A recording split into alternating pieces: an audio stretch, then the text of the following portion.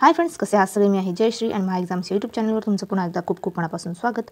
तर फ्रेंड्स, आज आपण इतिहास विषयातील मराठा साम्राज्याविषयी वन लाइनर्स पाहणार आहोत.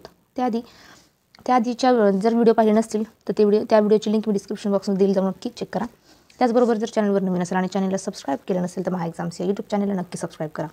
चला तर मग वळूयात आपल्या आजच्या विषयाकडे. मराठा साम्राज्य. तर मराठा योद्धा छत्रपती शिवाजी महाराज औरंगजेबाविरुद्ध लढले. पानिपतची पहिली लढाई जानेवारी 1761 मध्ये मराठा व अहमद शाह दुर्राणी यांच्यात झाली होती. बाजीराव दुसरा, पुण्याचे मराठे पेशवे व इंग्रज यांच्यात झालेला तह म्हणजे बस्सींचा तह 1802.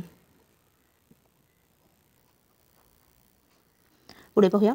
मराठा साम्राज्याचा पहिला स्तंभ मानला जाणारा किल्ला तोरणा किल्ला, यालाच आपण प्रचंडगड किल्ला असेही म्हणतो.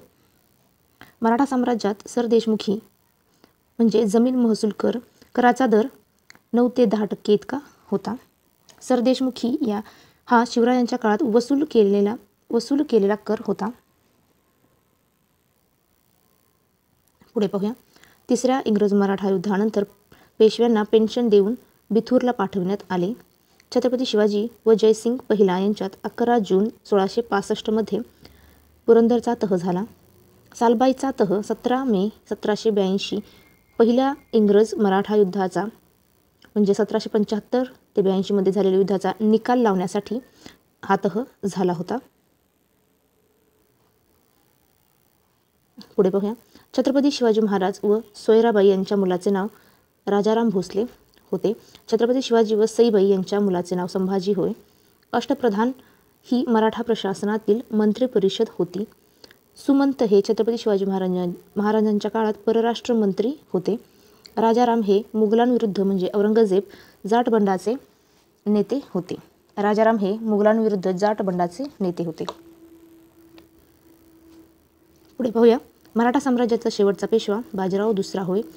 बाजीराव पहिला म्हणजेच बाजीराव बल्लाळ हे सेनानी पेशवा म्हणूनही ओळखले जात होते. दख्खनमध्ये मराठ्यांनी गोळा केलेल्या जमीन महसुलांपैकी 25% चौथ होता. बाजीराव बल्लाळ हे पेशवे बाळाजी विश्वनाथ यांचे पुत्र होते. छत्रपती शिवाजी महाराजांचा मुलगा संभाजी 1680 मध्ये गादीवर बसला. छत्रपती शिवाजी महाराजांविरुद्ध लढण्यासाठी औरंगजेबाने जयसिंगला पाठवले.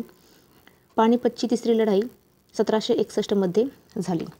तर फ्रेंड्स, मला हाचा व्हिडिओ कसा वाटला नक्की कमेंट करून कळवा. व्हिडिओ आवडला असेल तर व्हिडिओला लाईक करा, शेअर करा आणि चॅनलवर नवीन असेल आणि चॅनलला सबस्क्राईब केले नसेल तर महा एक्झाम्स या यूट्यूब चॅनलला नक्की सबस्क्राईब करा. चला तर मग थांबूया इथेच, भेटूया पुढच्या व्हिडिओमध्ये. जय हिंद.